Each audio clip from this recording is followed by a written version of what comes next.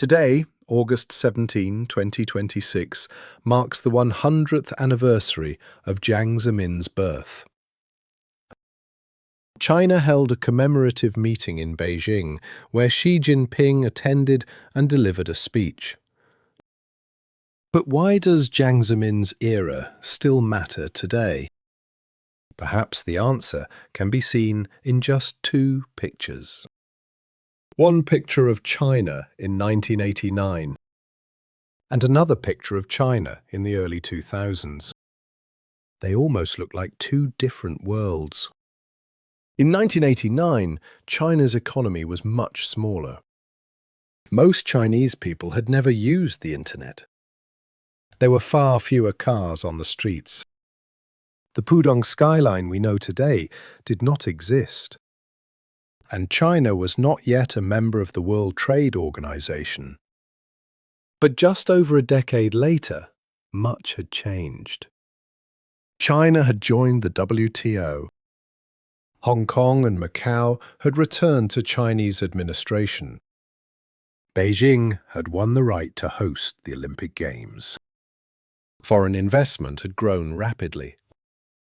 Factories were producing goods for markets around the world. Cities were expanding. The internet was entering ordinary homes. And the words "Made in China" were appearing on products everywhere. Standing at the center of China's leadership during this period was one man, Jiang Zemin. So what happened to China during his years in power? And how did the country change so much in such a short time? This is the story of China during the Jiang Zemin era. Jiang Zemin became General Secretary of the Communist Party of China in 1989. It was an extremely difficult moment in China's modern history.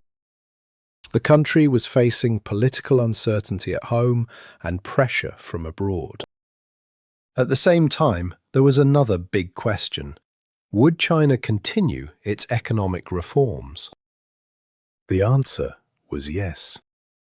In the early 1990s, China continued to move toward a more market-oriented economy. Private businesses grew.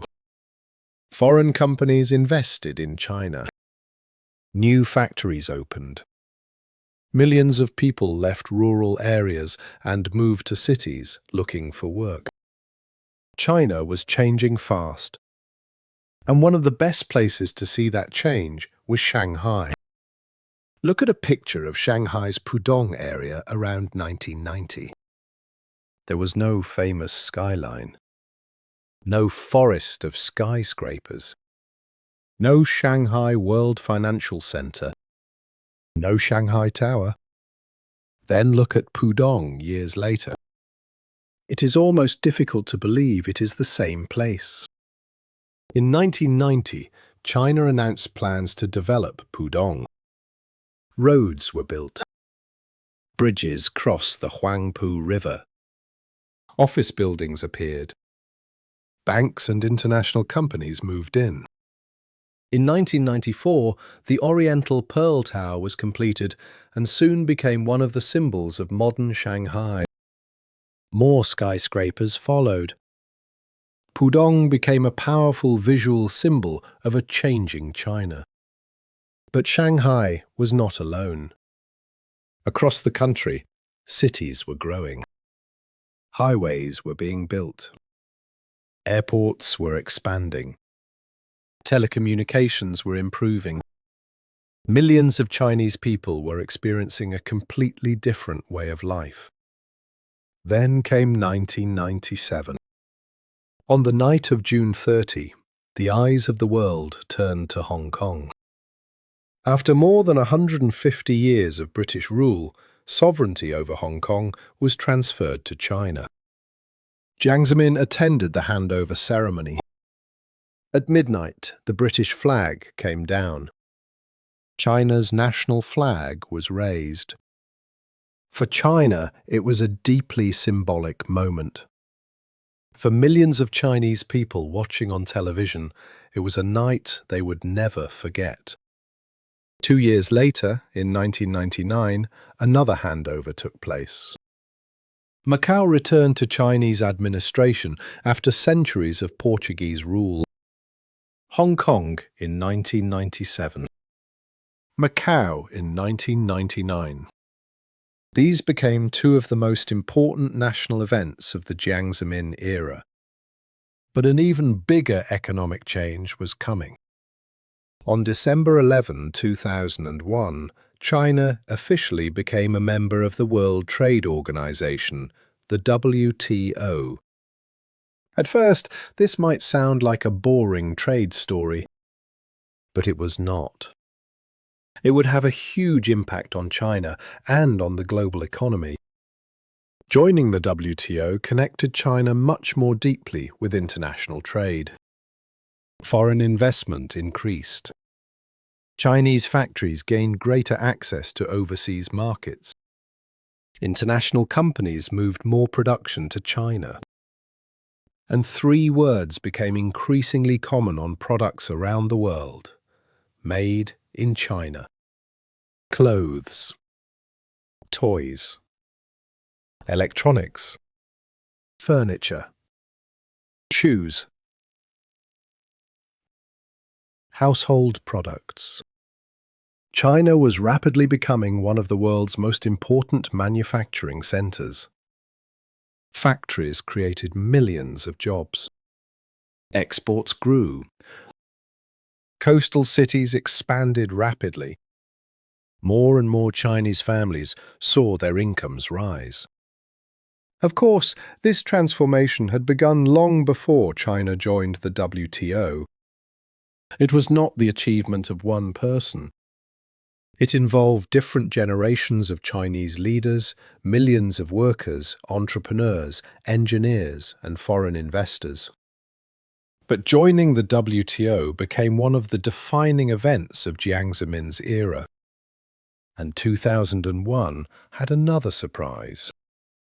On July 13, 2001, people across China waited for an announcement from Moscow. Which city would host the 2008 Olympic Games? Then came the answer: Beijing. Celebrations began almost immediately. Huge crowds gathered in Beijing. People waved Chinese flags. Cars sounded their horns. Thousands of people celebrated in Tiananmen Square. For many Chinese people, this was about much more than sport. There was a feeling that China was becoming more accepted by the international community. That China was stepping onto the world stage. And think about the timing. In July, Beijing won the Olympics. Just 5 months later, China joined the WTO. For many people, 2001 felt like a turning point. China was no longer simply opening its doors to the world. The world was also paying much more attention to China. At the same time, another revolution was happening. A quieter revolution. The Internet. China established a full connection to the global Internet in 1994. At first, almost nobody used it. Computers were expensive. Internet connections were painfully slow. Many Chinese families had never even seen a computer in their homes. But things changed quickly. Internet cafes appeared across Chinese cities. Young people began chatting online. More families bought computers. Mobile phones became increasingly common. New technology companies began to appear. Alibaba was founded in 1999. Baidu was founded in 2000. Tencent had been founded in 1998. At the time, few people could imagine how important companies like these would later become. But something new was beginning. China was entering the digital age. However, China's transformation was not a simple success story. Change came with a price. One of the most difficult parts of the 1990s was the reform of state-owned enterprises. For decades, many Chinese workers had expected to work for the same state-owned company for most of their lives. Their workplace was not just a job. It could also provide housing, healthcare, and other benefits. Then the system began to change. Many state-owned companies were restructured. Some were merged. Others closed. The reforms helped parts of the economy become more efficient and competitive. But millions of workers also lost their jobs. For many families, the 1990s were therefore not simply years of opportunity. They were also years of uncertainty and hardship. Some people became wealthy. Some found new opportunities. Others struggled to adapt. That is also part of the story of China's transformation. Jiang Zemin himself also became known for something unusual: his personality. He sometimes spoke English in public. He quoted foreign literature. He talked about music. He played musical instruments. And occasionally, he even sang. When meeting foreign leaders or journalists, he could be energetic, expressive, and sometimes unpredictable. In 2000, for example, Jiang was interviewed by famous American journalist Mike Wallace. Wallace was known for asking tough questions. But Jiang appeared confident and sometimes responded directly in English. For many foreign viewers, it was an unusual image of a Chinese leader. These moments made Jiang highly recognizable, even years after he left office. But his political legacy is more complicated. His era saw rapid economic growth and deeper connections with the outside world. At the same time, political control remained strong, and there were serious controversies during his years in power. Different people, therefore, remember this period in very different ways. Jiang gradually stepped down from China's top leadership positions in the early 2000s. Now compare the country he left with the country he had begun leading. China had joined the WTO. Hong Kong and Macau had returned to Chinese administration. Beijing had won the right to host the Olympic Games. Shanghai's skyline had been transformed. Foreign investment had grown dramatically. Chinese factories were exporting goods around the world. The internet was spreading. Millions of people had moved into cities. And China was becoming one of the world's most important manufacturing and trading nations. It was not the work of one man. Many of these changes had started before Jiang Zemin. Many continued long after he stepped down. They were the result of policies made by many leaders and the work of hundreds of millions of ordinary people. But Jiang Zemin stood at the center of China's political leadership during much of this extraordinary period. He died in Shanghai on November 30th, 2022. He was 96 years old. And today, August 17, 2026, marks 100 years since his birth. So perhaps the best way to understand why his era still matters is to return to those two pictures. China in 1989 and China in the early 2000s. They almost look like two different worlds. In just over a decade, China became more urban, more industrial, richer, and much more deeply connected to the global economy. The transformation was not perfect.